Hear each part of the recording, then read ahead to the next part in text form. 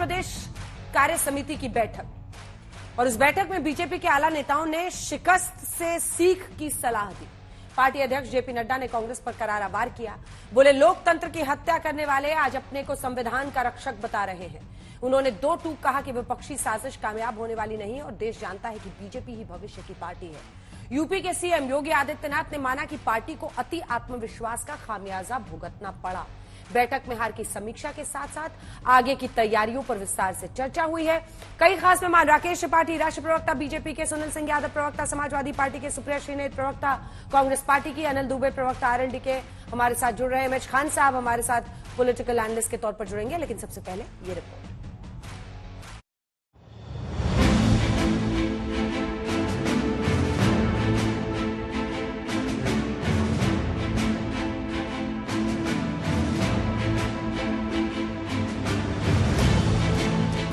लोकसभा के चुनावी नतीजों पर मंथन के बाद जब लखनऊ में बीजेपी के बड़े नेता भविष्य की रणनीति पर चिंतन के लिए एकजुट हुए, तो यूपी कार्य समिति की बैठक में 2024 के परिणाम का असर भी दिखा। कारणों का विश्लेषण हुआ और 27 और 29 के लिए आगे वाली रणनीति की दिशा का दर्शन भी हुआ। भारतीय जनता पार्टी भविष्य की पार्टी है। ये भविष्य हमारे हाथों में है। इसको संभाल करके चलना ये हमारी जिम्मेवारी है। जो भी राजनीतिक दल है, अगर वो कहीं सक्षम है नॉर्थ ईस्ट में, तो मध्य भारत में शून्य है।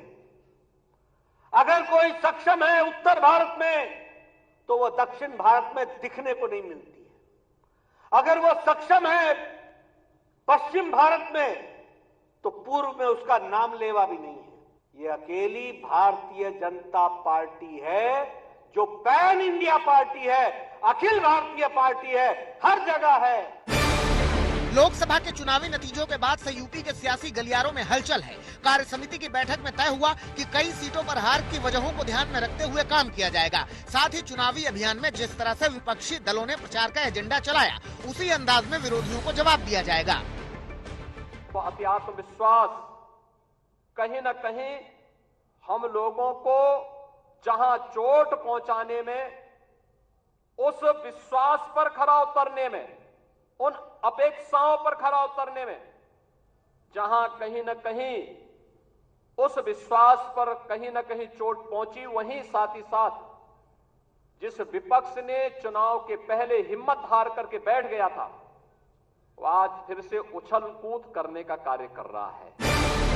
संकेत यही है कि यूपी में बीजेपी 2024 के चुनावों के नतीजों को पीछे छोड़कर अब नए सिरे से जमीनी लड़ाई लड़ने को तैयार है और इस तैयारी के दम से उसे विधानसभा के उपचुनाव में 10 सीटों पर जीत का भरोसा है।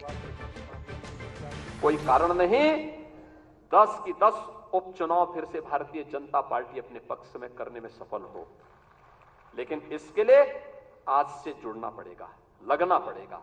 एक एक कार्यकर्ता को अपना अभियान मान करके फिर इस अभियान के साथ जुटना पड़ेगा।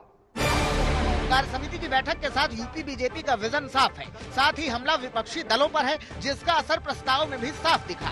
बीजेपी कार्य समिति की बैठक में पारित प्रस्ताव में राहुल को हिंदू विरोधी कहा गया कि राहुल सत्ता में आते तो हिंदू बोलने पर प्रतिबंध लगता।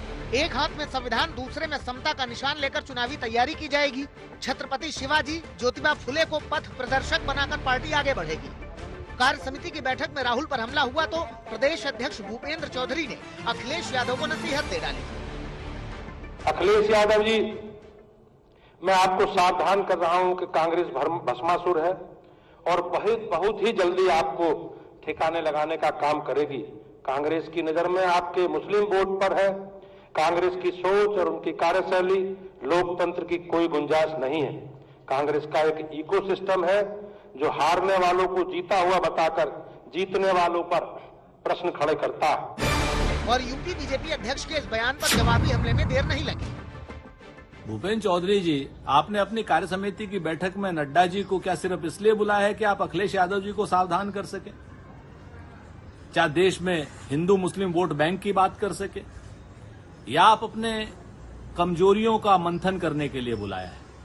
सच बात यह है कि आप लोग ट्रैक खो चुके हैं। सच बात यह है कि अग्निवीर जैसी समस्या का आपके पास कोई समाधान नहीं।